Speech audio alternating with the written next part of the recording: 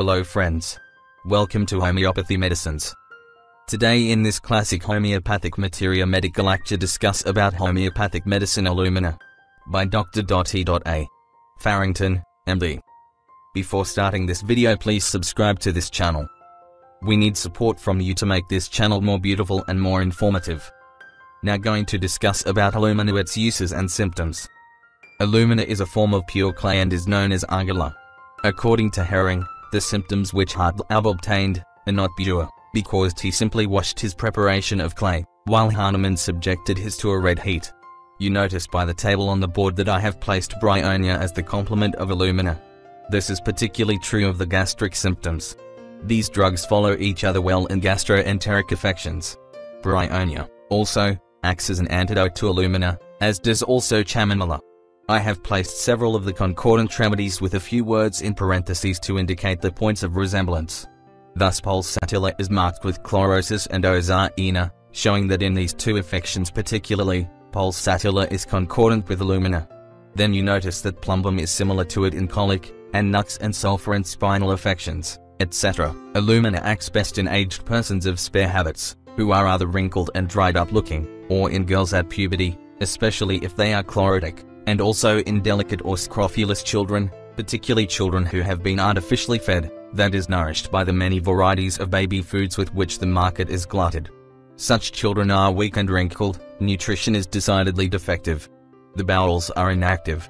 This constipation is characteristic. There is a great deal of urging to stool even though the facies be soft, showing you at once that the inactivity of the bowels is the main influence at work in its causation. Here we have it exactly like Bryonia. The child suffers from ozarina or chronic nasal catarrh, with a great deal of dryness of the nose. This you know by the dry sniffling sound which the child makes in breathing through its nose. The child, too, when teething, may suffer from strabismus. This comes from weakness of the internal rectus muscle of the affected eye. This symptom is sometimes curable by operation, and when it is so, this method is preferable to any surgical procedure. Sometimes it follows worms. Then Cena is the remedy, when it comes from brain irritation, belladonna, and cyclamen when from menstrual or gastric irregularities. The Illumina patient is very low-spirited and inclined to weep, like pulsatilla, and this low-spiritedness is worse on awaking, here resembling lachesis, pulsatilla, sepia, etc. At other times you find the patient troubled with an apprehensive state of mind, a fear that he will go crazy, and this is an exact counterpart of calcara ostriorum, iodine, etc. This shows you the irritable state of brain fiber. Another peculiarity that may be present, particularly in hysteria, is suicidal tendency when the patient sees blood, or a knife, or something of that kind.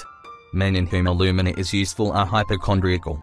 There is a great deal of lassitude and indifference to labor or work. An hour seems to them half a day. They are exceedingly peevish and fretful, and here you find Illumina rivaling nux vomica and also Bryonia.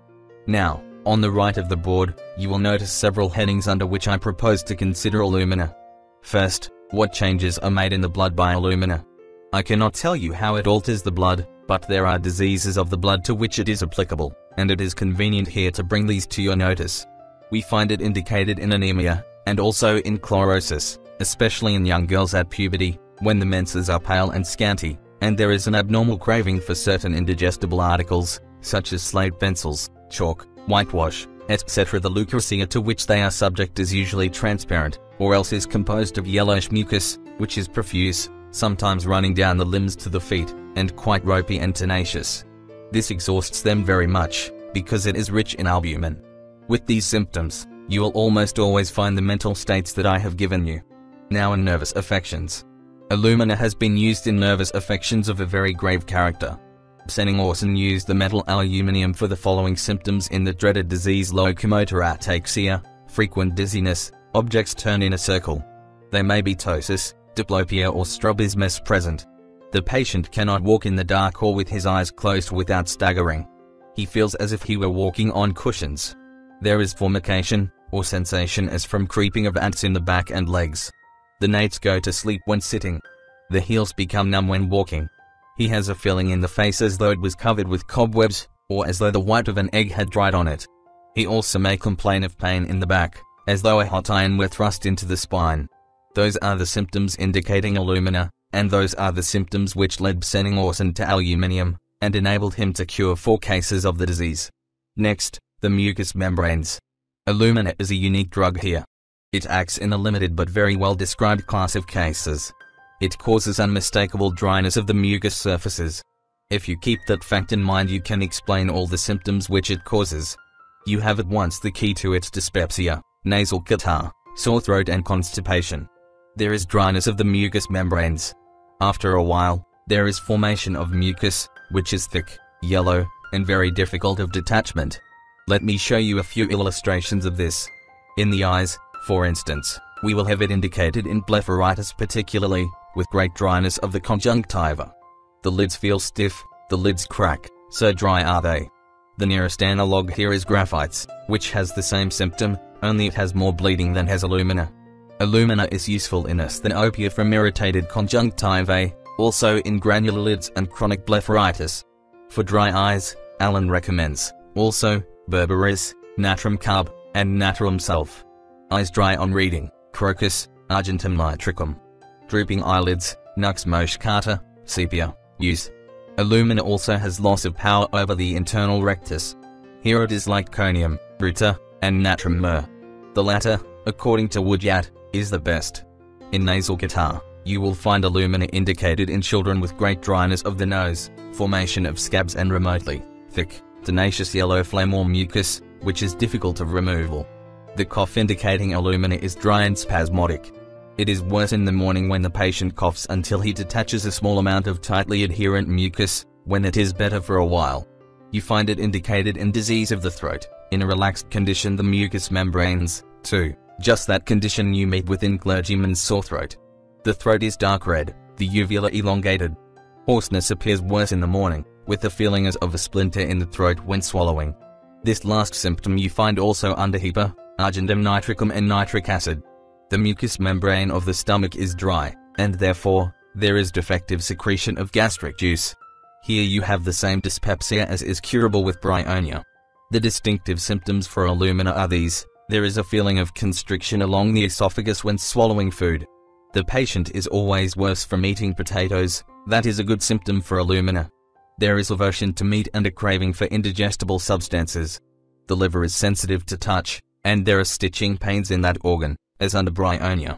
You find the already described constipation with urging to stool, even though the stool be not dry and hard. Piles itch and burn, and are moist.